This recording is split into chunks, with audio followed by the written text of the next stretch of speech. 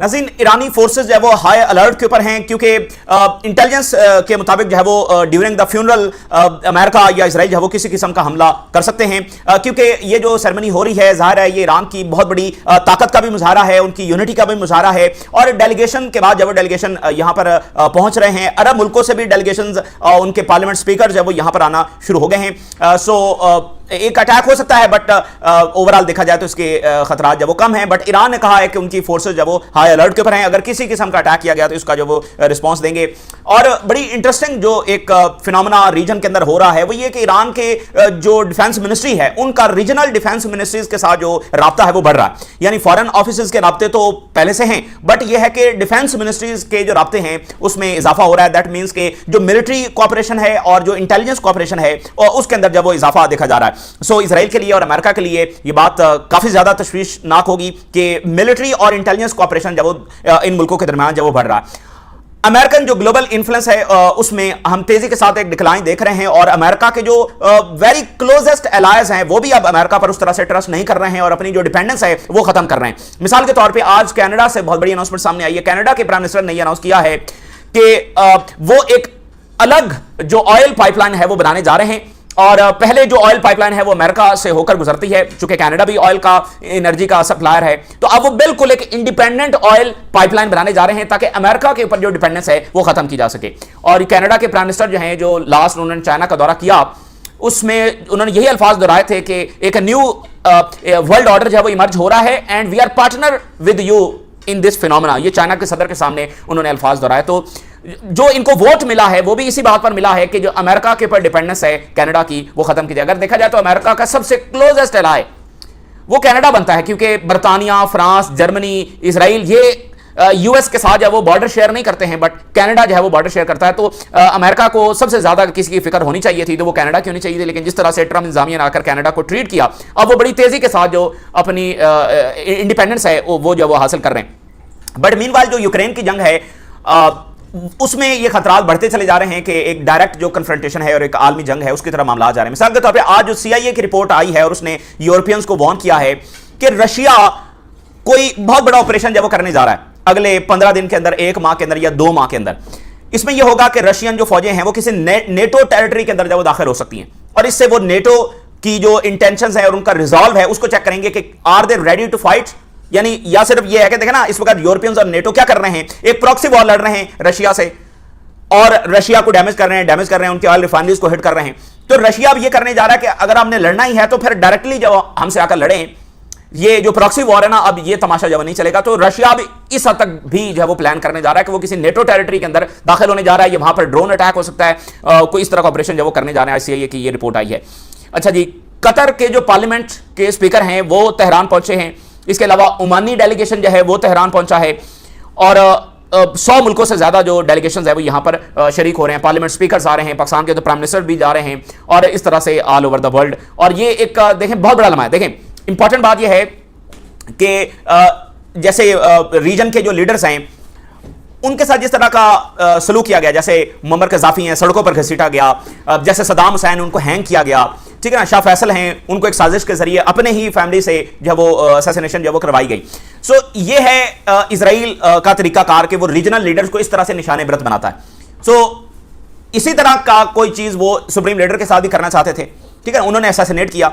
But आप देखिए कि इतना बड़ा फ्यूनरल और 100 मुल्कों से ज्यादा डेलीगेशन शरीक हो रहे हैं। क्या देखें, मुअम्मर कज़ाफ़ी को कहां दफनाया गया तो उनकी तो पता भी नहीं है, ठीक है ना। और बाकी आप देख लें सद्दाम हुसैन को जिस तरह से हैंग किया गया, तो वो एक इंसल्ट करना और उनको डिग्रेड करना और निशाने इबरत बनाना। तो ये पहला ऐसा लम्हा है कि जिसमें एक असैसिनेशन की है इजराइल ने और उस शख्स का इतना बड़ा फ्यूनरल हो रहा है और उसको इतना बड़ा ऑनर किया जा रहा है। ठीक, देखें वो कहते हैं ना कि जिस धज से कोई मकतल में गया शांत सलामत रहती है। तो असल बात यह है कि जान तो सबकी जानी है और सुप्रीम लीडर तो कई बार कह चुके हैं कि मेरी ख्वाहिश यह है कि मैं जब वो शहीद हो जाऊं। और 86 ईयर उनकी एज थी। वैसे भी 1-2 साल के अंदर ये वहां पर बहस हो रही थी कि एक नया सुप्रीम लीडर जो है वो क्या लाया जाए उनकी हयात के अंदर ही, ये वहां पर बहसें चल रही थी। 86 ईयर ओल्ड, तो उनको इंसल्ट करना, डिग्रेड करना, ठीक है ना, ये सारा एक मकसद था। बट अगर आप देखें तो ये असैसिनेशन ये अमेरिका के फायदे में नहीं गई है, ना ही ईरान कोलैप्स हुआ, ईरान बल्कि ज्यादा मुतहद हुआ और इस मजलूमाना शहादत के ऊपर जो है वो और ज्यादा दुनिया इकट्ठी हुई है और साथ खड़ी हुई है और ईरान के नैरेटिव को वो दुरुस्त मान रही है कि इनके साथ जब वो ज्यादती हुई है। तो ये बड़ी गैर मामूली बात है कि अमेरिकन इत्तेहादी इस फ्यूनरल में आ रहे हैं। ये पहला इस नौयत का इवेंट है कि असैसिनेशन हुई है, अमेरिका ने इजराइल ने की है और अमेरिकन एलाइज उस शख्स को ऑनर करने के लिए आ रहे हैं। तो ये कोई ट्रंप ने बहुत बड़ा कारनामा नहीं सरंजाम दिया है, ठीक है ना। उसको इस चीज पर जब वो रिग्रेट होना चाहिए कि ये उसने क्या किया। अच्छा, सुप्रीम लीडर और उनकी जो फैमिली है उनके जस्ते खाकी भी साथ मौजूद हैं, जिसमें 14 माह की जो उनकी ग्रैंड डॉटर है वो भी इस हमले के अंदर जब वो शहीद हुई थी तो उनकी जो बॉडी है वो भी साथ मौजूद है, 14 माह, ठीक है ना। तो उनकी तस्वीर जो है वो भी साथ रखी गई है। तो ये एक मैसेज है कि किस तरह से बच्चों को भी साथ जो निशाना बनाया गया। अच्छा, जो IRGC के चीफ हैं वो जंग के बाद से नहीं देखे गए, ड्यूरिंग द वॉर भी नहीं देखे गए, लेकिन उन्होंने जो पहली अपनी अपीयरेंस दी है वो इस फ्यूनरल के ऊपर दी है। जो जनरल वाहिदी हैं वो इस फ्यूनरल के ऊपर जब वो देखे गए हैं, पहली पब्लिक उनकी अपीयरेंस है। और IRGC ने कहा है कि डिवास्टेटिंग रिस्पॉन्स हमारी फौज से आएगा अगर किसी भी तरह की कोई मिसकैलकुलेशन जब वो की गई। और ईरान ने यह कहा है कि ईरान इज केपेबल कि वो निगोशिएशंस और जंग दोनों को एक साथ जब वो आगे बढ़ा सकता है। निगोशिएशन भी हम कर सकते हैं साथ साथ और जंग भी जब वो साथ साथ हम जारी रख सकते हैं। और अगर निगोशिएशंस के दरमियान कोई वायलेशन हुई या कमिटमेंट को तोड़ा गया तो फिर उसका रिस्पॉन्स ऑन ग्राउंड देंगे। The Iranian military is on high alert in case of attack occurs. So वो बिल्कुल जब वो तैयार है, they do not trust America and Israel. तो ईरान के जो स्पीकर हैं उन्होंने ये बात की है कि अगर अमेरिका ने इसी तरह से वायलेट करना जब वो जारी रखा तो फिर हम अपना फैसला लेंगे, अपने इकदाम जब हम उठाएंगे। और ईरान के स्पीकर ने यह कहा है कि चाइना के साथ हमें मजबूत तरीन ताल्लुकात जो है वो बनाने का वक्त आ गया है। लेकिन रशिया से भी ज्यादा जो इंपॉर्टेंट रोल है वो चाइना का है। China is the next super power, not Russia. Russia इतनी बड़ी इकॉनमी नहीं है जितनी कि चाइना है, पर रशिया बहुत सारी जंगों में इन्वॉल्व है और माजी में रहा है, बट चाइना तो किसी जंग में नहीं है। सो असल जो यहां पर रोल प्ले करना है वो चाइना ने करना है, ठीक है ना। चाइना यहां पर उसकी इकॉनमी है, वो इन्वेस्टमेंट्स कर सकता है। देखें, सऊदी अरेबिया से सबसे ज्यादा ऑयल कौन खरीद रहा है? चाइना। ईरान से सबसे ज्यादा ऑयल कौन खरीद रहा है? चाइना। अगर चाइना यहां पर ना हो तो ईरान अपना ऑयल कहां पर जाकर बेचेगा? सो सैंक्शन को सर्वाइव करने में चाइना का भी बहुत हेल्प है ईरान को। तो अब ईरान ये कह रहा है कि वक्त आ गया है कि चाइना के साथ हम अपने जो रिलेशंस हैं उनको नेक्स्ट लेवल के ऊपर लेकर जाएं। Speaker calls for deeper Iran and China strategic cooperation. और उन्होंने कहा कि रीजनल डेवलपमेंट्स जो हुई हैं उसके बाद ये लाजिम हो गया है कि चाइना और ईरान जब वो और ज्यादा करीब आए। और स्पीकर ने चाइनीज डेलीगेशन का शुक्रिया अदा किया जो फ्यूनरल में जब वो शरीक हो रहे हैं। और उन्होंने कहा कि चाइना और ईरान जो है वो पॉलिटिकल और इकोनॉमिक पार्टनरशिप में इजाफा हो रहा है। अब आप अल्फाज पर गौर करें, पॉलिटिकल एंड इकोनॉमिक, इसमें मिलिट्री का वर्ड नहीं है। ईरान के स्पीकर कह रहे हैं कि हमारी पॉलिटिकल और इकोनॉमिक पार्टनरशिप में इजाफा हो रहा है। और जब रशिया के हवाले से वो बात करते हैं तो वो कहते हैं हमारी मिलिट्री कॉपरेशन है, इकोनॉमिक भी है, डिप्लोमेटिक भी है, पॉलिटिकल भी है, बट वो मिलिट्री का लफ्ज इस्तेमाल करते हैं। यहां पर वो मिलिट्री कॉपरेशन की बात नहीं कर रहे। सो यू वुड सी के in the coming time military cooperation हो रहा है, बट वो ऑफिशियली भी इसको बयान करेंगे। तो फिर ईरान के स्पीकर ने कहा कि चाइना के जहाज, उनको तो स्ट्रेट ऑफ हॉर्मज़ पर कोई मसला दरपेश नहीं आया, ना ही उनको बाबुल मंदब पर कोई मसला दरपेश आया। चाइना के जहाज तो ड्यूरिंग द वॉर बाबुल मंदब से भी गुजरते रहे पिछले 2.5 साल में, और आबनाए हुर्मज़ से भी गुजरते रहे पिछली जो 100 दिनों की ये जंग हुई है, 125 दिनों की। तो चाइना के जहाज गुजर रहे हैं, ईरान के स्पीकर बता रहे हैं, ठीक है ना, कि हमारा कॉपरेशन जब वो है और हम चाइना के मफादात के लिए मुकम्मल सपोर्ट कर रहे हैं और चाइना हमें। और चाइना की स्टेटमेंट आई है, उन्होंने कहा कि स्ट्रेट ऑफ हॉर्मज़ के हवाले से अमेरिका और ईरान के दरमियान प्रॉपर सेटलमेंट जब वो होने की जरूरत है। China called for a proper settlement to ensure safe navigation in strait of Hormuz. तो ये जो अरबों का मैसेज है चाइना को कि आप यहां पर स्टेबिलिटी लेकर आए, स्ट्रेट ऑफ हॉर्मज़ का कोई मसला हल करवाएं। अगेन, स्ट्रेट ऑफ हॉर्मज़ कोई मसला नहीं है, इसको बड़ी आसानी से हल कर लिया जाएगा। इसको बार बार मसला अमेरिका बना रहा है ना। कल को अगर यहां पर कोई फाइनल डील हो जाती है, कल को अरब मुल्क ईरान को कहेंगे, वो चाइना को कहेंगे, रशिया कहेंगे, रशिया चाइना ईरान को कहेगा, तो ये स्ट्रेट ऑफ हॉर्मज़ की फीस भी हो सकता है ईरान वापस ले ले। बट ये ऐसे वापस नहीं होगी कि साजिशें भी जारी रहें, जंग की तलवार भी लटकती रहे, जो वादे किए हैं वो भी पूरे ना किए जाएं, फिर ईरान से मुतालबा किया जाए, ये पॉसिबल नहीं है। अच्छा, और दूसरी बात नाज़रीन ये है कि ईरान न्यूक्लियर की तरफ जा सकता है। इस वक्त ये बहुत ज़्यादा डिबेट है और एस्टिमेट है एक्सपर्ट्स का कि ईरान जो है वो न्यूक्लियर की तरफ जा सकता है, क्योंकि नए सुप्रीम लीडर ने पिछले फतवे को इंडोर्स नहीं किया है। उन्होंने ये नहीं कहा है कि हम न्यूक्लियर नहीं बनाएंगे, बल्कि ये बहुत बड़ी बात है कि मौजूदा सुप्रीम लीडर ये कह चुके हैं कि अगर हमला हुआ तो हम बनाएंगे। पिछले सुप्रीम लीडर ने ये नहीं कहा था कि अगर हमला हुआ तो हम बनाएंगे। हमला हुआ भी सही और उन्होंने नहीं बनाया, जून में हमला हुआ। मौजूदा सुप्रीम लीडर का यह कहना, बेशक उन्होंने कंडीशन किया है, बट इससे यह वाज़ेह है कि पॉलिसी में तब्दीली आ चुकी है। और अगर ईरान ने आज तक न्यूक्लियर नहीं बनाया तो उसकी यह वजह नहीं है कि इसराइल और अमेरिका ने रोक के रखा हुआ है। जैसे वो क्लेम करते हैं। उसकी वजह सिर्फ यह है कि ईरान ने खुद नहीं बनाया। तो अगर ईरान ने फैसला कर लिया है या वो करने की तरफ जा रहा है और ईरान जैसे सोच रहा है, देख रहा है कि उन पर एक हमला और होगा, उनको हर सूरत में डिस्ट्रॉय किया जाएगा, तो फिर न्यूक्लियर के अलावा उनके पास क्या ऑप्शन है? न्यूक्लियर ही उनके सर्वाइवल के लिए सबसे बड़ा वेपन जब होगा, तो ईरान न्यूक्लियर की तरफ जब जा सकता है, ये बात ध्यान में रखें।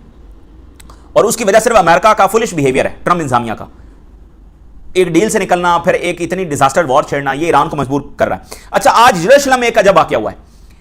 एक इजरायली को पकड़ा गया है जिसके ऊपर इजरायली इंटेलिजेंस ने इल्जाम लगाया है कि ये ईरान के लिए जो इंटेलिजेंस कर रहा था, ईरान को इसने इंफॉर्मेशन जो भेजी है। और इसमें अहम बात यह है कि ये इजरायली है और साथ अमेरिकन नेशनल भी है। तो वहां तो देखना कि आईसीसी का जो मसला बना हुआ है उसमें इजरायली फौजी गजा में जो कुछ कर रहे हैं और उनमें से जो डुअल नेशनल हैं उस पर अमेरिका ये कहता है कि ये हमारे शहरी हैं। तो आज इजराइल ने अमेरिकी शहरी पकड़ लिया, फिर अमेरिका को यहां भी, और यरूशलेम में जहां पर 2 दिन पहले उन्होंने अपनी परमानेंट एम्बेसी खोली है। सो अमेरिकी शहरी है, ये बड़ा इंपॉर्टेंट वाकया है कि अमेरिकी शहरी ईरान के लिए जासूसी कर रहा था और यरूशलेम के अंदर इसको जब वो इन्होंने गिरफ्तार किया है, इसमें सिटी की जो बड़ी की साइट्स हैं उसके ऊपर उसने फोटोग्राफी की, वीडियोस बनाई और इसने सीरीज ऑफ ऐसे टास्क जो है वो सरंजाम दिए जो उसको ऑर्डर आया। यरूशलेम का जो सेंट्रल बस स्टेशन है उसकी भी वीडियो और फोटो जो है इसने भेजी। और इसके अलावा इसने एक यूएसबी भी खरीदी जिसको इसने 50 जो रुपए का नोट है, जो इजरायली नोट है, उसके अंदर लपेट के इसने एक रेस्टोरेंट के अंदर छुपाई कुछ टाइम के लिए, before sending it to Iran. ठीक है ना, यानी उसमें डेटा था, उसको कुछ देर के लिए इसने छुपाया, फिर वहां से निकाल कर उसने जब वो आगे इस डेटा को भेजा। तो ये आज इजराइल में एक और खलबली मची हुई है कि ईरान की इंटेलिजेंस पेनिट्रेशन इतनी ज्यादा है, कोई इजराइल के अंदर इतनी ज्यादा इंटेलिजेंस पेनिट्रेशन नहीं कर सका। तो 2-3 दिन पहले इन्होंने एक रशियन सिटीजन पकड़ा है और आज अमेरिकन सिटीजन पकड़ लिया है। तो ये तो इजराइल का बड़ा मसला बनता चला जा रहा है। बहरहाल ये एक जंग है जो जारी है और इजराइल जब वो तब तक ईरान पर हमले जारी रखेगा जब तक वो इस काबिल नहीं रहता कि वो हमले जारी ना रख सके, यानी जब तक उसको मुकम्मल मुंह तोड़ नहीं दिया जाता, जब तक उसकी कैपेबिलिटी डिस्ट्रॉय नहीं कर दी जाती, इजरायली रुकने वाले नहीं है। इजरायली जो इंटरनेशनल स्टैंडिंग है वो किस तरह से डिस्ट्रॉय हो चुकी है। कोई और कौम होती तो वो उनके सर शर्म से झुक जाते कि हमने क्या किया, बट इनको आप देखिए कि ये जेनोसाइड करने के बाद और ज्यादा बदमाश बन गए। इनको कोई इंटरनेशनल स्टैंडिंग, कोई लोगों का तनकीद रोक नहीं सकती। ये तभी रुकेंगे जब इनके हाथ और मुंह पूरी तरह से जो तोड़े जाएंगे। ठीक है, तो ये तब तक इनकी जो जंगें हैं और साजिशें हैं वो खत्म होने वाली नहीं है। तो ईरान के जो डिफेंस मिनिस्टर हैं उनका अहम तरीन राब्ता हुआ किससे? टर्की के डिफेंस मिनिस्टर से। और उसमें ईरान के डिफेंस मिनिस्टर ने बताया कि हम अमेरिका पर बिल्कुल ट्रस्ट नहीं करते, हमारी फौज बिल्कुल तैयार है और वायलेशन ऑफ एग्रीमेंट का हम रिस्पॉन्स देंगे। तुर्की और ईरान के डिफेंस मिनिस्टर का राब्ता होना बड़ी गैर मामूली बात है। इससे पहले कतर और ईरान के जो डिफेंस मिनिस्टर्स हैं उनका राब्ता हुआ, हालांकि वज़ीर खारजा का राब्ता तो जारी है। तो ये मिलिट्री और इंटेलिजेंस कॉपरेशन है। तो इसके अलावा ट्रंप जो है वो नेटो के इजलास में आ रहे हैं तो वो टर्की को F-35 देने के हवाले से भी अनाउंसमेंट वहां पर कर सकते हैं। इजराइल ऑलरेडी परेशान है, लेकिन अब ये अमेरिका के जो खिलौने हैं ये इतने एक्सपोज हो चुके हैं और इनको खरीदने के लिए कोई तैयार नहीं है, ये अमेरिका को देने पड़ेंगे, वरना अमेरिकन जो वॉर इकॉनमी है वो कैसे चलेगी? भाई ये वेपन लेने किसने हैं? और ये नई रियलिटी है जिसमें America is forced to sell. ठीक है ना, वरना इसराइल की वजह से वो सेल नहीं कर रहे थे, लेकिन अब तुर्की को देने के लिए वो तैयार हैं। एक तो F-35 की क्रेडिबिलिटी ऑलरेडी डैमेज हो चुकी है और दूसरी बात ये है कि भाई अमेरिका ने असला बेचना तो है ना, बाकी यूरोपियन अलायंस है वो कह रहे हैं हम F-35 नहीं लेंगे। तो ये अब अमेरिका के लिए यानी मफादात का टकराव इसराइल से इतने ज्यादा है कि Israeli lobby, American politicians, establishment बहुत कोशिश कर रही है कि इसको मर्ज करके रखा जाए, बट ये टकराव इतना ज्यादा है कि ये ज्यादा देर जब वो इसको साथ जोड़ के रख नहीं सकेंगे। मफादात का टकराव इतना ज्यादा है और जिस तरह से अमेरिकन पावर डिग्रेड हो रही है ना, सारा कुछ अब पावर के सर पर होता है, लेकिन जिस तरह से पावर डिग्रेड हो रही है। एक और इजरायली फौजी जब वो बिनते जबील के एरिया में जख्मी हुआ है, इसराइल ने 4 एयर स्ट्राइक जब लेबनान में मजीद की हैं। आज हैरिट्स ने लिखा है कि इसराइल इग्नोर्ड वार्निंग्स, इसराइल ने वार्निंग्स को इग्नोर किया of diplomatic tsunami and now it has arrived. Israel जो कर रहा था उसको उसके एक्सपर्ट्स वार्न कर रहे थे कि इसके नताज अच्छे नहीं होंगे। तो जो डिप्लोमेटिक सुनामी की वार्निंग दी गई थी, अब वो डिप्लोमेटिक सुनामी जब वो आ चुका है।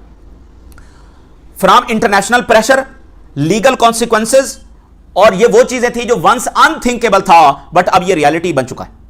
सो ये इस तरह से इनकी जो है ना इमेज रह गया। बट अगेन जैसे मैंने आपको बताया कि ये चीज इनको रोकेगी नहीं जब तक कि इनको रोक दिया नहीं जाता, ये खुद से नहीं रुकेंगे। आज यूएन की रिपोर्ट आई है सूडान के हवाले से जिसमें रैपिड सपोर्ट फोर्स जो है, जिसको आप पता है कौन सपोर्ट कर रहा था, उसने वहां पर जेनोसाइड की वॉर क्राइम्स किए एंड क्राइम्स अगेंस्ट ह्यूमैनिटी। ये जो जेनोसाइड है, वॉर क्राइम्स हैं, इसको क्राइम्स अगेंस्ट वो ह्यूमैनिटी कहा जाता है, जैसे गजा में हुआ। सो आज सीआईए ने कहा है कि Russia is planning attack on Poland to test NATO resolve US warns. NATO को चेक करें कि इन तिलों में कितना तेल है, ये प्रॉक्सी वॉर लड़ रहे हैं, जरा आए ना सामने। तो अब रशिया ये करने जा रहा है कि वो पोलैंड की टेरिटरी में या तो फौज दाखिल करेगा या फिर ड्रोन स्ट्राइक कर सकता है पावर स्टेशंस के ऊपर, और इसको रशिया ये कहेगा कि ये हमने एक रेस्क्यू मिशन किया है या कुछ गलती हो गई। तो बहुत सारे आइडियाज, यानी पावर स्टेशंस के ऊपर हमले, फौज का दाखिल करना, बाकी इंफ्रास्ट्रक्चर को निशाना बनाना, ये जो है वो करने जा रहा है। और रशिया ये चाहता है कि या तो यूक्रेन की सपोर्ट वेस्ट खत्म करे या फिर जब वो आ जाए, ठीक है ना, ये इस तरह से नहीं। फाइनेंशियल टाइम की आज ये रिपोर्ट है कि रशिया के जो ड्रोन हमले हैं, इसने नेटो और अमेरिका का जो डिफेंस गैप है उसको एक्सपोज किया है। और रशिया ने ये कहा है कि यूरोप जिस तरह से रीआर्म कर रहा है अपने आप को, हम इसको जब वो मॉनिटर कर रहे हैं। और उधर जो है वो फ्रांस की गवर्नमेंट वो एक बार फिर जद में आ गई है। फ्रांस की गवर्नमेंट के खिलाफ नो कॉन्फिडेंस मोशन आ रही है कि उसने हीट वेव को सही तरह से हैंडल नहीं किया। तो मैक्रोन के अंडर जब वो कोई 4-5 हुकूमतें गिर गई हैं, तो ज़ाहिर है मैक्रोन को इलेक्शन में काफी बड़ा धचका जब वो लग सकता है, क्योंकि कोई हुकूमत नहीं टिकी वहां पर। एक हुकूमत आ रही है, फिर वो जा रही है, आ रही है, जा रही है। तो उधर ट्रंप ने कहा है कि यूक्रेन में सेंसलेस किलिंग जो है वो इसका खात्मा होना चाहिए। अच्छा, वो रुकवाना इसने थी 24 घंटों में, ये हर महाज पर फेल हुआ है। तो सेंसलेस किलिंग लेबनान में भी खत्म होनी चाहिए और गजा में भी खत्म होनी चाहिए। वेनेजुएला के अंदर नाज़रीन जो अर्थक्वेक आया है, बड़े खौफनाक वहां से रिजल्ट्स और आ रहे हैं कि 2595 लोग जब वो जानों से जा चुके हैं और $10 अरब से ज्यादा का जो इकोनॉमिक लॉस है वो वेनेजुएला को हुआ है। तो बड़ी इस वक्त जो है वो यानी कि मुश्किल पोजीशन के अंदर वेनेजुएला। तो पूरी दुनिया से जो सपोर्ट है वो वेनेजुएला को दी जा रही है, बट ये एक काफ़ी अफसोसनाक वाक़या है। 2500 से ज़्यादा लोग जब वहाँ पर अपनी जान से गए और टेंस ऑफ थाउजेंड जब वो जख्मी हैं। तो बहरहाल ये इस वक्त की ताज़ा तरीन डेवलपमेंट्स हैं जो हमने आपके साथ शेयर की। आप अपनी राय से जरूर आगाह करें। इजाज़त दीजिए, अल्लाह हाफ़िज़।